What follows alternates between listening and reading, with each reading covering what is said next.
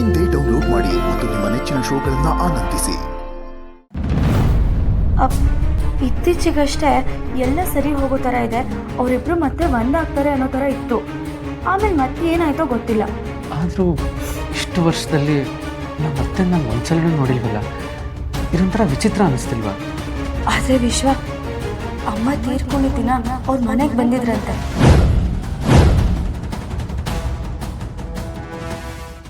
ಏನೋ ಈ ಮನೆಗೆ ಬಂದಿದ್ರಾ? ಹೌದು, ಸಾವಿ ಹಿಂದೆ ಒಂದು ಒಳ್ಳೆ ಉದ್ದೇಶ ಇರುತ್ತೆ ಅನ್ನೋ ಹಾಗೆ ಅವ್ರ ಈ ಮನೆಗೆ ಮತ್ತೆ ಬಂದಿದ್ರಂತೆ. ಅವ್ರು ಬಂದಮೇಲೆ ಎಲ್ಲ ಸರಿ ಹೋಗುತ್ತೆ ಅಂದ್ಕೊಂಡೆ, ಆದರೆ ಏನೂ ಬದಲಾಗಲೇ ಇಲ್ಲ. ಜಾನು, ಅವ್ರು ಎಲ್ಲಿರ್ತಾರೆ ಅಂತ ಅಮ್ಮ ನಿನ್ನ ಹತ್ರ ಏನಾದರೂ ಹೇಳಿದ್ರಾ?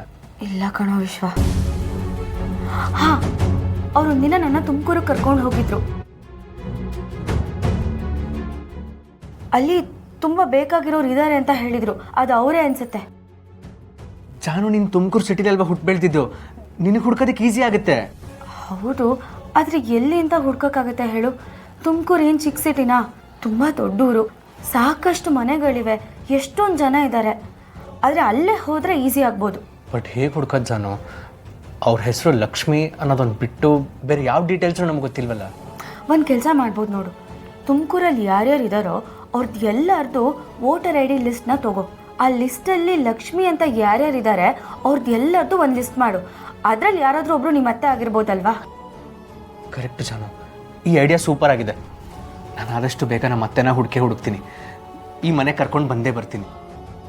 ಹಾಗೇನಾದರೂ ಆದರೆ ಅಮ್ಮ ಅಂತೂ ತುಂಬಾ ಖುಷಿ ಆಗ್ತಾರೆ ಕಣೋ. ಎರಡು ಕುಟುಂಬಗಳು ಒಂದೇ ಆದಾಗ ಆಗುತ್ತೆ. ಹೌದು ಜಾನು, ನಾನು ನಾಳೆನೇ ಹೋಗ್ತೀನಿ. ನಮ್ಮ ಅತ್ತೆನ ಆದಷ್ಟು ಬೇಗ ಹುಡುಕ್ತೀನಿ. ಆದರೆ ಅಪ್ಪನ ಮುಂದೆ ಈ ವಿಷಯ ಪ್ರಸ್ತಾಪ ಮಾಡೋದು ಬೇಡ.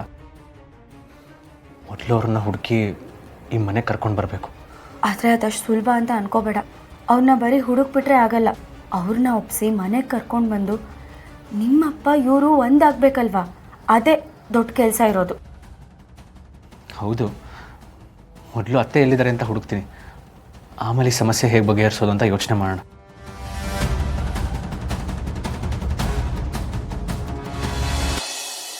ಕರಿಬೇವಿನ ಸೊಪ್ಪು ಒಂದು ಕಟ್ಟು. ಏನು ಲಕ್ಷ್ಮಿ, ಕಾದಂಬರಿ ಥರ ಬರೀತಾ ಇದೆಯಾ?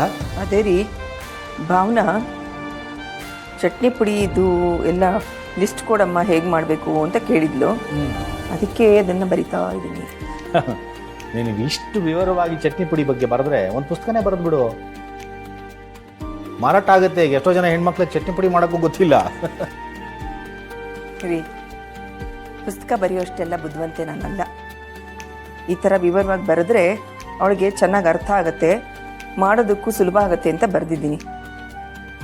ನಿಮಗೆ ಗೊತ್ತಾ, ಇದನ್ನೆಲ್ಲ ನಮ್ಮ ಅತ್ತಿಗೆನೇ ನನಗೆ ಹೇಳ್ಕೊಟ್ಟಿದ್ದು. ಅವರು ಅಷ್ಟೇ ಸಣ್ಣ ಸಣ್ಣ ವಿಚಾರನೂ ತುಂಬ ನಿಧಾನವಾಗಿ ಎಲ್ಲ ಹೇಳ್ಕೊಡ್ತಿದ್ರು. ಈಗಲೂ ಅವ್ರು ಹೇಳಿದ ಮಾತು ನನ್ನ ಕಿವಿಗೆ ಅಚ್ಚು ಹೊಡೆದಾಗಿದೆ. ಒಟ್ಟಿನಲ್ಲಿ ನೀನು ಏನು ಕೆಲಸ ಮಾಡಿದ್ರು ನಿಮ್ಮ ಅದಕ್ಕೆ ನೆನಪು ಮಾಡ್ಕೊಂಡೇ ಮಾಡೋದು. ಅವ್ರ ನೆನಪು ಮಾಡ್ಕೊಳ್ಳೋದು ನೀನು ಶುರು ಮಾಡೋದೇ ಇಲ್ಲ ಅಲ್ವಾ?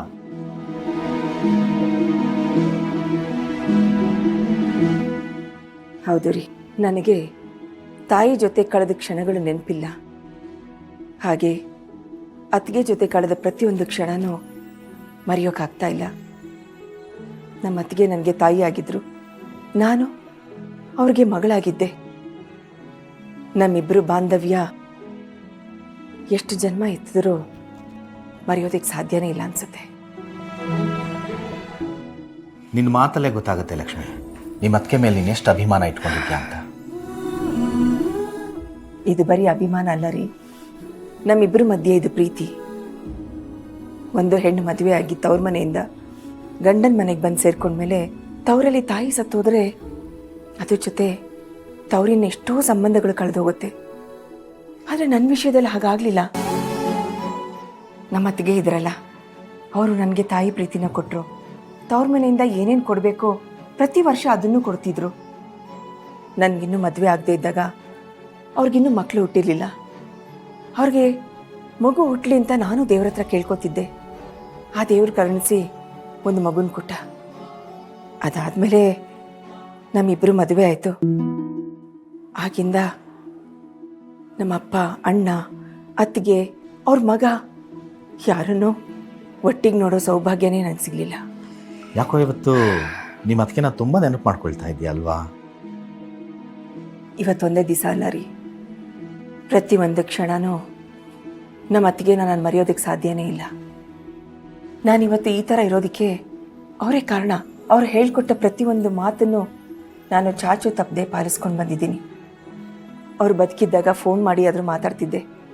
ಆದರೆ ಈಗ ಅದಕ್ಕೂ ಅವಕಾಶ ಇಲ್ಲ. ಆ ದೇವರು ಅವರನ್ನು ಇಷ್ಟು ಬೇಗ ನಮ್ಮೆಲ್ಲರಿಂದ ಕರ್ಕೊಂಡ್ಬಿಡ್ತಾನೆ ಅಂತ ನಾನು ಅಂದ್ಕೊಂಡೇ ಇರಲಿಲ್ಲ. ಒಂದು ರೀತಿ ಅನಾಥ ಭಾವನೆ ನನ್ನನ್ನು ಕಾಡ್ತಾ ಇದೆ. ಬೇಜಾರು ಮಾಡ್ಕೋಬೇಡ ಲಕ್ಷ್ಮಿ. ಅವ್ರು ನಮ್ಮ ಜೊತೆಲಿ ಇಲ್ಲದೆ ಇರ್ಬೋದು, ಆದರೆ ಅವ್ರು ತೋರಿಸ್ಕೊಟ್ಟಿರೋ ದಾರಿ ನಮ್ಮ ಕಣ್ಣು ಮುಂದಿದೆ. ಆ ದಾರಿನಲ್ಲಿ ನೀನು ನಡೀತಾ ಇದೆಯಾ?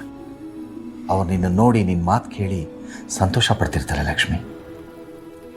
ಪಾಪ ನಿನ್ನನ್ನು ನಿಮ್ಮ ಅಣ್ಣನ ಒಂದು ಮಾಡಬೇಕು ಅಂತ ತುಂಬ ಪ್ರಯತ್ನ ಪಟ್ಟರು. ಆದರೆ ಅವರೇ ನಮ್ಮ ಜೊತೆಲಿಲ್ಲ. ನಮಗೆ ಸಂತೋಷ ಕೊಡಬೇಕು ಅಂತ ಪ್ರಯತ್ನ ಪಟ್ಟವ್ರಿಗೆ ನಾವು ಸಂತೋಷನೇ ಕೊಡಬೇಕಲ್ವಾ? ನೀವು ಹೇಳೋದು ನಿಜನೇ ರೀ. ನಮ್ಮ ಅದಕ್ಕೆ ಬದುಕಿದ್ದಾಗ ಯಾರ ಮನಸ್ಸನ್ನು ನೋಯಿಸ್ತಾರಲ್ಲ, ಮಕ್ಕಳ ಥರ ಎಲ್ಲರ ಹತ್ರ ಮಾತಾಡ್ತಿದ್ರು. ಕಲ್ಮಶ ಇಲ್ದಿರುವಂಥ ಮನಸ್ಸು ಅವ್ರದ್ದು. ಆ ಮನೆ ನಂದ ದೀಪವಾಗಿದ್ರು. ಈಗ ಆ ದೀಪನೇ ಆರ್ಹೋಯ್ತು. ಅವ್ರನ್ನ ನೆನೆಸ್ಕೊಂಡ್ರೆ ನನಗೆ ಎಷ್ಟು ಸಂಕಟ ಆಗತ್ತೆ ಎಂದಾಗ ಪಾಪ ಆ ಮನೇಲಿ ಎಲ್ಲರೂ ಹೇಗಿದ್ದಾರೋ ಏನೋ. ನಮ್ಮ ಅತ್ತಿಗೆಗೆ ಮಗನ ಮದುವೆ ನೋಡಬೇಕು ಅಂತ ತುಂಬ ಆಸೆ ಇತ್ತು. ಆ ಆಸೆನೂ ನೆರವೇರಲಿಲ್ಲ. ಬದುಕೆ ಹೀಗಲ್ವಾ ಲಕ್ಷ್ಮಿ? ಇವತ್ತು ನಮ್ಮ ಜೊತೆ ಇರೋರು ನಾಳೆ ಇರಲ್ಲ. ಆದರೆ ಅವ್ರ ನೆನಪುಗಳು ನಮ್ಮ ಜೊತೆ ಇರುತ್ತೆ. ಅವ್ರು ಹಾಕ್ಕೊಟ್ಟ ದಾರಿ ನಮ್ಮ ಕಣ್ಣು ಮುಂದಿರುತ್ತೆ. ಆ ದಾರಿನಲ್ಲಿ ಮುಂದಿನ ಬದುಕನ್ನು ಸಾಕ್ಕೊಂಡು ಹೋಗ್ತಾ ಇರಬೇಕು. ನೋಡು, ಇವತ್ತಿಂದ ನಿಮ್ಮತ್ತಿಗೆ ನೆನಪು ಮಾಡ್ಕೊಂಡು ಇನ್ನೂ ದುಃಖ ಪಡಬಾರ್ದು. ಪ್ರಯತ್ನ ಪಡ್ತೀನಿ.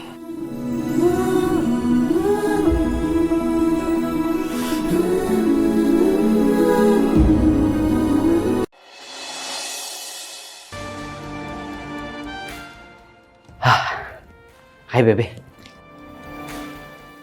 ಇಷ್ಟೊತ್ತು ಎಲ್ಲಿ ಹೋಗಿದ್ದೆ? ಅದೇ ನಮ್ಮ ಫ್ರೆಂಡು ಬಿಸ್ನೆಸ್ ಶುರು ಮಾಡ್ತೀನಿ ಅಂತ ಹೇಳಿದ್ನಲ್ಲ, ಡಿಸ್ಕಷನ್ ಇತ್ತು, ಅಲ್ಲಿಗೆ ಹೋಗಿದ್ದೆ. ಏನಾದ್ರು ಬೇಕಿತ್ತಾ? ತರಲ್ಲ? ಹಾಂ, ಪಾಪ ಎಷ್ಟು ಕಷ್ಟಪಡ್ತಿದ್ಯಲ್ಲ, ತುಂಬ ಬ್ಯುಸಿ ಆಗಿಬಿಟ್ಟಿದ್ಯಾ. ನಿನ್ನ ನೋಡಿದ್ರೆ ತುಂಬ ಖುಷಿ ಆಗ್ತಿದೆ ಹರಿ. ಈ ಸಮಯದಲ್ಲಿ ಹೆಂಡತಿ ಜೊತೆ ಟೈಮ್ ಸ್ಪೆಂಡ್ ಮಾಡಬೇಕು, ಮಗು ಬೆಳವಣಿಗೆ ಬಗ್ಗೆ ಕೇಳಬೇಕು, ನನಗೇನು ಬೇಕು ಏನು ಬೇಡ ಅಂತ ಒಂದ್ಸಲನಾದರೂ ಯೋಚನೆ ಮಾಡಿದ್ಯಾ? ಅರೆ ಇದೇನು ಬೇಬಿ ಹೀಗೆ ಹೇಳ್ಬಿಟ್ಟೆ? ಲಕ್ಷ್ಮೀ